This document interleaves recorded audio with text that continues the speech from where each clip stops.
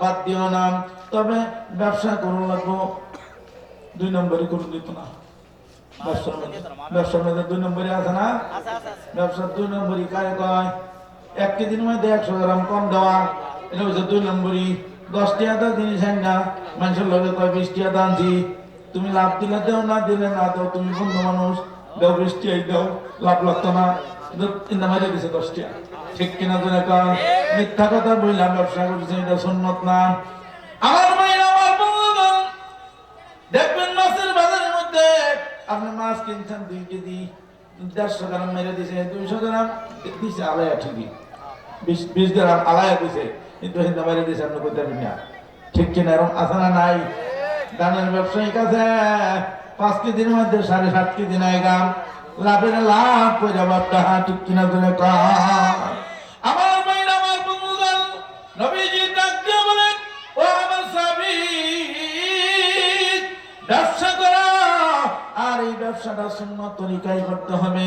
বান্দা, হ্যাঁ আমার উম্মত, তুমি যদি ব্যবসা সঠিকভাবে করতে পারো, এই ব্যবসা আল্লাহ পাওয়ার মাধ্যম হয়ে যাবে। কারো হক নষ্ট করা যাবে না। কারো হক নষ্ট করে যদি কেউ ইবাদত করে, ওই ইবাদত আল্লাহর দরবারে কবুল হয় না। ঠিক কবুল হবে? কি শব্দ এই দিকটা? আমরা হ্যাঁ, এই আমরার মাধ্যমে কামড়াকামড়ি করো না। এই যে ফুলাহান 2-3টা আইছে মোবাইল লিয়া, বুঝুন, আস করবো না। কি নিশা দেখছেন কারবার, বাড়িতে ভাড়াইতেছে, মোবাইল টিপে যা, মাহফিলে যায়, মাঠের মধ্যে খোলামেলা আছে, বয়ে হেন বয়ে টিপ বালা। এই ঠিক আছে না? দেখছেন কারবার, মোবাইল লিয়া করছে মাঠে।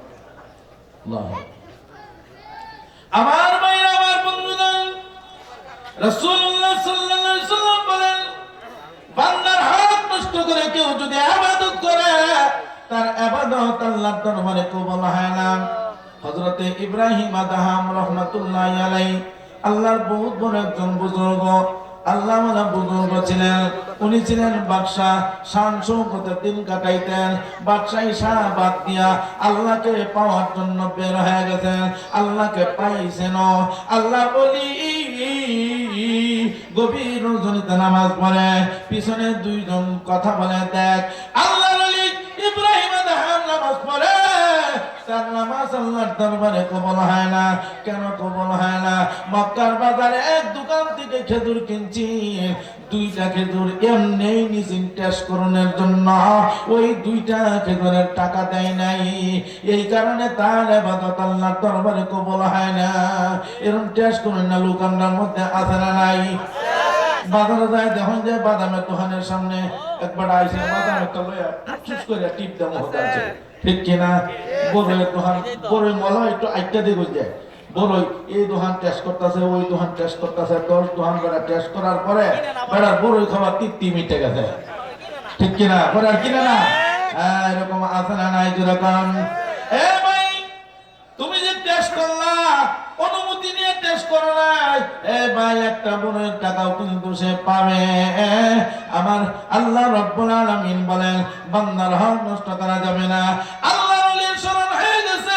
আসলে আমি মক্কার বাজারের দোকান থেকে খেজুর কেনার সময় এমনি নিয়েছিলাম টেস্ট করার জন্য। আমি জানতাম না গো এটা ঋণে কোনো পর্যন্ত হয়ে যাবে। আমি যদি মারা যাই, আমি আমলবিহীন অবস্থায় মারা যাইব। আইনে আমার আমল নামায় যদি কোনো নেকি না থাকে, কবরের মধ্যে যে আমি কি জবাব দিব? ময়দানে মাশারে আমি কি জবাব দিব? হাইরে উপায় নাই। আল্লাহর ওলি নামাজ ছেড়ে দিয়েছেন, রওনা হয়ে গেছেন মক্কার উদ্দেশ্যে।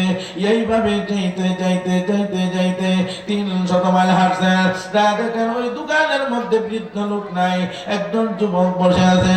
ডাক দিয়া বলেন, বাবা এই দোকানের মালিক কোথায়? যুবক ডাক দিয়া বলেন, চাচা গো এই দোকানের মালিক আমার বাবা ছিলেন, বাবা নাই, মারা গেছে, অন্ধকার কবরে চলে গেছে। কথাটা শোনার সঙ্গে সঙ্গে আল্লাহ বলি কান্না শুরু করে দিয়েছে। ডাক দিয়ে বলেন, চাচা আপনি কান্দেন কেন? কি হয়েছে?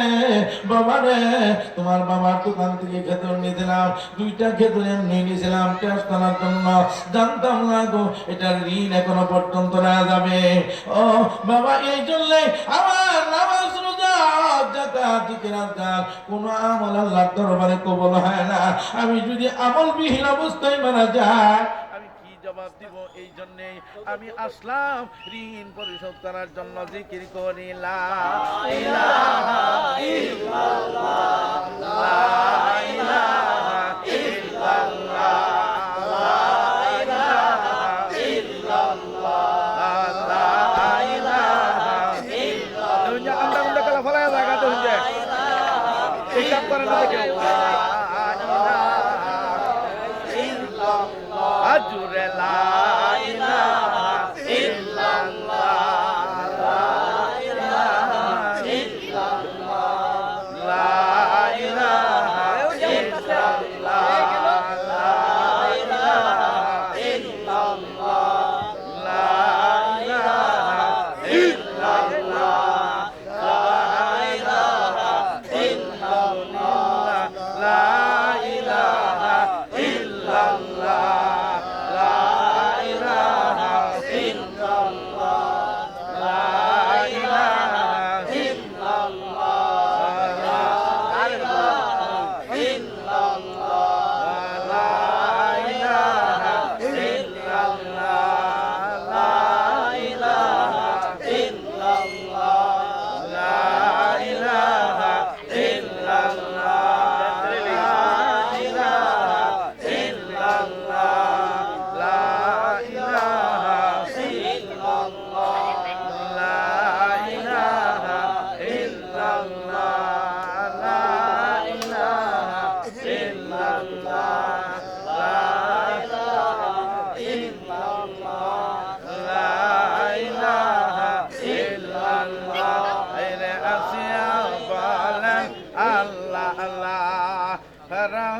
দিল তার কত জ্বালা, আসিয়া বলেন আল্লাহ আল্লাহ। ফেরাউন দিল তার কত জ্বালা, আমার আল্লাহ তাআলা ডাইকা বলেন, আল্লাহ তাআলা ডাইকা বলেন, খুলে দে জান্নাতের তালা। লা ইলাহা ইল্লাল্লাহ,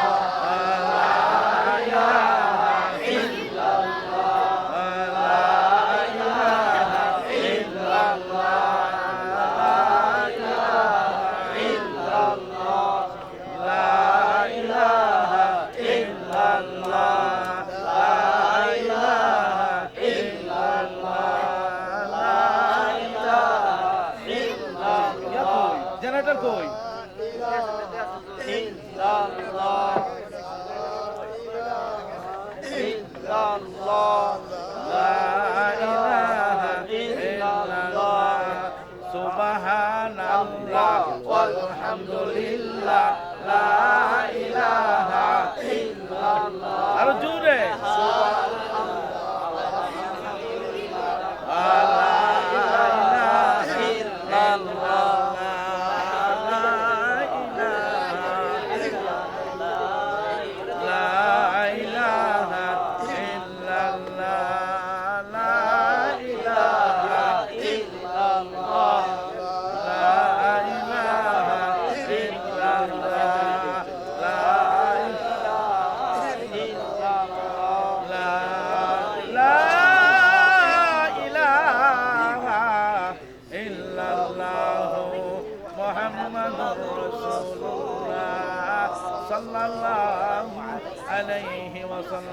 মাইক লাগতো না, এমনি বলা। কি করেন আপনারা? অসুবিধা নাই। আমার ভাইরা, আমার বন্ধুগণ, আল্লাহর ওলি ইব্রাহিম আদহাম রহমাতুল্লাহি আলাইহি ডাক দিয়ে বলেন, বাবা রে, আসলাম ঋণ পরিশোধ করার জন্য। আমি যদি ঋণ নিয়ে কবরে যাই, আমি যদি আমলবিহীন অবস্থায় কবরে যাই, নেকি যদি আমার আমল নামার মধ্যে না থাকে, আমি কেমনে যায় কি জবাব দিব কবরের মধ্যে? এই জন্যে আসছিলাম তোমার বাবার কাছে ঋণ পরিশোধ করার জন্য। তোমার বাবা নাই, এখন আমি কি করি? যুবক ডাক দিয়া বলেন, চাচা গো, কাঁদতেন না, অসুবিধা নাই।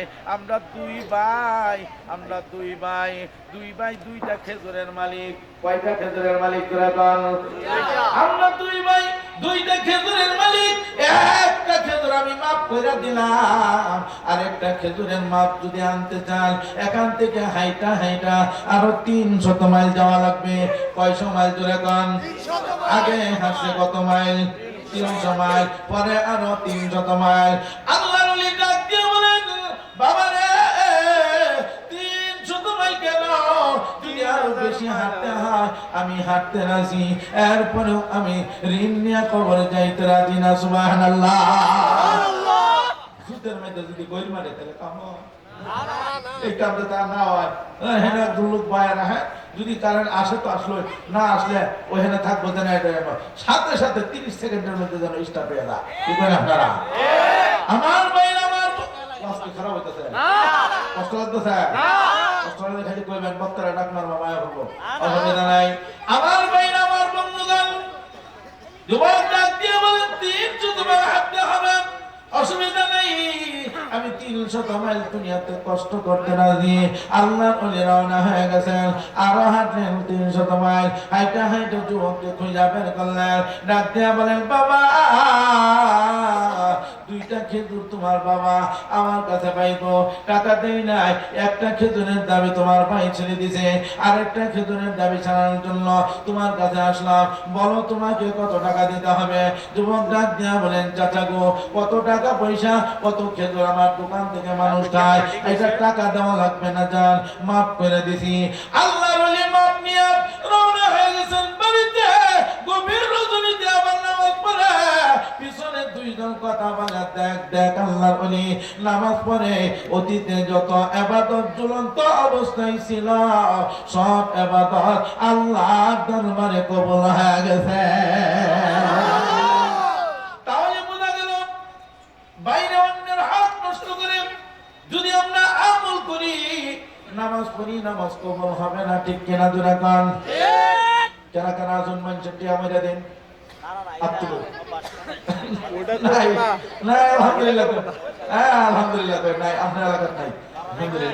আমি খুব খুশি হইলাম আপনারা দেখা, এই এলাকার নাই কেউ হক আপনারা নষ্ট করেন না। এরকম কেউ আসবেন যে আরেকজনের ক্ষেতের উপরে আমের আইল সুদা হলেন আচ্ছা নাই? আলহামদুলিল্লাহ, আলহামদুলিল্লাহ, খুশি হইলাম আপনাদের প্রতি। আল্লাহ তুমি তাদেরকে কবুল করে নাও, বলেন আমিন। আমার ভাইরা, আমার বন্ধুগণ, এই ইনসাফ আল্লাহ রাসূল সাল্লাল্লাহু আলাইহি সাল্লাম আমাদেরকে শিক্ষা দিয়ে গেছেন। আল্লাহ রাসূল সাল্লাল্লাহু আলাইহি সাল্লাম শেষ বয়সে উঠতে পারে না, হাঁটতে পারে না, চলতে পারে না, সাহাবীদেরকে ডাক দেয়া বলেন, ও সাহাবীরা আমাদেরকে ধরে ধরে আমাকে ধরে ধরে একটু মাঠের মধ্যে নিয়ে যাও। নিয়ে যাওয়া হলো মাঠের মধ্যে। আমার ভাই নবীজি বলেন, উঁচু একটা জায়গার মধ্যে আমাকে বসাও। নবীজিকে উঁচু জায়গার মধ্যে বসাইলেন। নবীজি এইভাবে হাত উঠায়া সাহাবীদেরকে উদ্দেশ্য করে বলেন, ও আমার সাহাবীরা, কেউ আসুনি এইখানে আমার কাছে কোনো টাকা পয়সা পাইবা? কেউ যদি কোনো টাকা পয়সা পাও তাহলে তাড়াতাড়ি বলো, আমি তোমার সেই ঋণ মুক্ত হইতে চাই, ঋণটা পরিশোধ করে আমি কবরে যাইতে চাই, ঋণ নিয়ে আমি কবরে যাইতে চাই না। 2 নম্বরে হাত তুলে বলেন, কেউ কি আসুনি আমার এই হাতের দ্বারাতে কষ্ট পেয়েছ? যদি কষ্ট পেয়ে থাকো তুমিও তোমার হাত দিয়া সম পরিমাণ কষ্ট আমাকে দাও, সমানে সমান হয়ে যাবে, ঋণ মুক্ত হয়ে আমি কবরে যাইতে চাই।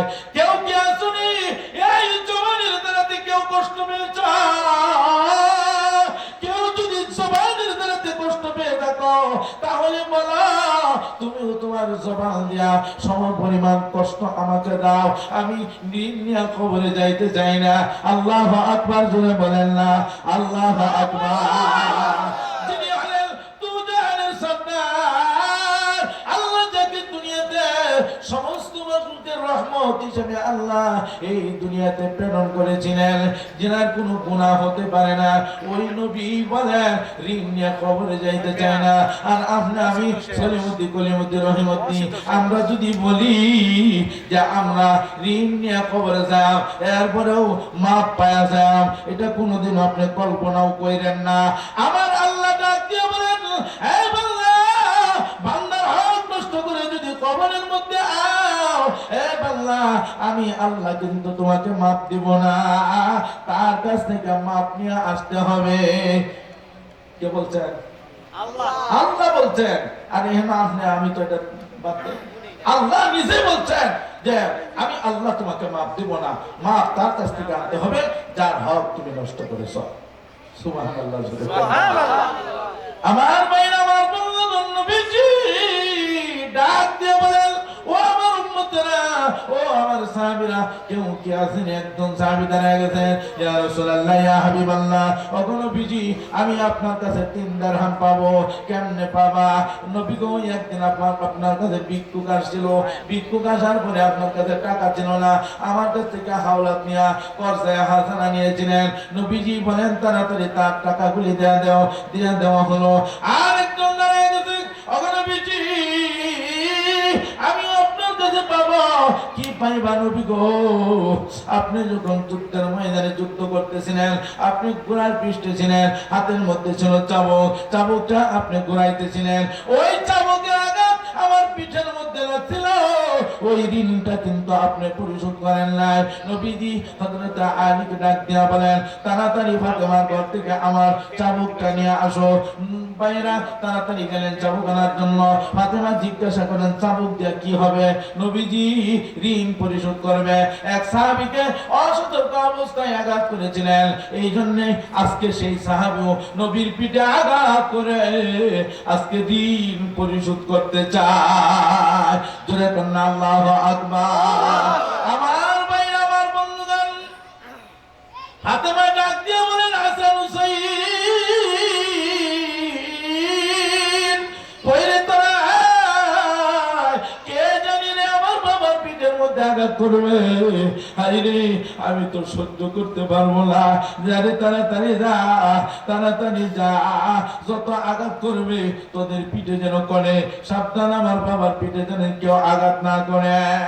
হাসান হুসাইন দৌড় দিয়া চলে গেলেন। যা দেখেন হযরত আবু বকর রাদিয়াল্লাহু তাআলা আনহু দাঁড়ায় গেছে, এক দিয়া বলেন, ও সাহাবী, আঘাত যদি করতে মন চায় আমার পিঠে যত পারো আমার পিঠে করো, সাবধান নবীর পিঠে আঘাত করো না। হযরত ওমর দাঁড়ায় গেছেন, হাসান হুসাইন দাঁড়ায় গেছেন, ডাক দিয়ে বলেন, সাহাবী কেমন করে আঘাত করবে?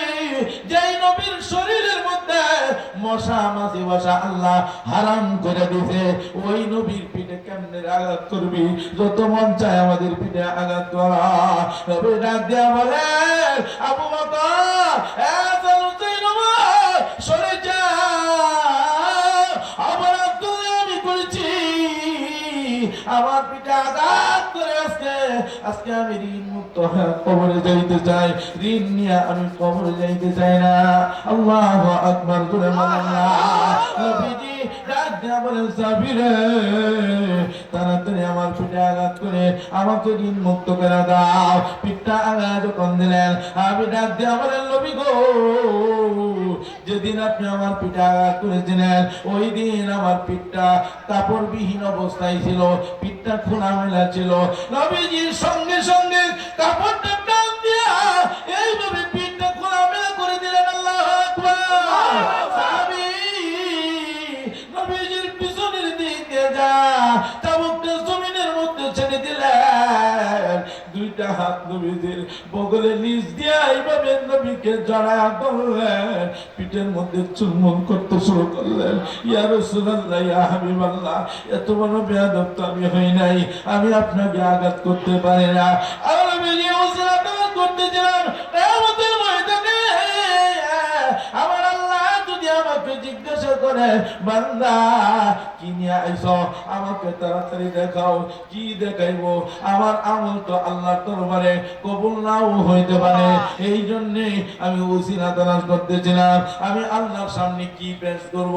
ওগো নবীজি, এখন আমার মালিক আল্লাহ রাব্বুল আলামিন যদি জিজ্ঞাসা করে আমি বলতে পারবো, আল্লাহ গো, কোনো কিছু আনতে পারি নাই, তোমার নবীকে জড়া ধরে পিঠের মধ্যে চুম্বন করেছিলাম, খতমে নবুয়তের যে শিল আছে ওইটার মধ্যে আমি চুম্বন করেছিলাম, এই উসিলায় আল্লাহ তুমি আমারে মাফ কইরা দাও। সুবহানাল্লাহ। আমার ভাইরা, আমার বন্ধুগণ, যে নবী দু জাহানের খবরদার ওই নবী চান না ঋণ নিয়ে কবরে যাওয়ার জন্য। এই কাজ তো নবীজি আমাদেরকে শিক্ষা দেয়া গেছেন। আমার ভাইরা, আমার বন্ধুগণ, আমরাও আজকে থেকে নিয়ত করে লাই অন্যের একটা টাকা আমরা মেরে খাবো না, বলেন ইনশাআল্লাহ। এই কাম কেউ করবেন? সাবধান, অন্যের হক তো আমরা নষ্ট করবো না, অন্য কাউকে কষ্ট দিব না, হয় জবান দিয়া হয় হাত দিয়া কাউকে কষ্ট দিব না। ভাই, আমার জনবল বেশি থাকতে পারে, আমার শক্তি বেশি থাকতে পারে, আমার ক্ষমতা বেশি থাকতে পারে, কিন্তু আল্লাহর চাইতে তো ক্ষমতা আমার বেশি না, ঠিক কিনা করে কন? আল্লাহর চাইতে বেশি না। আজকে আমার জনবল ক্ষমতা আছে বিদায় আমি দুর্বলের উপরে আঘাত করব।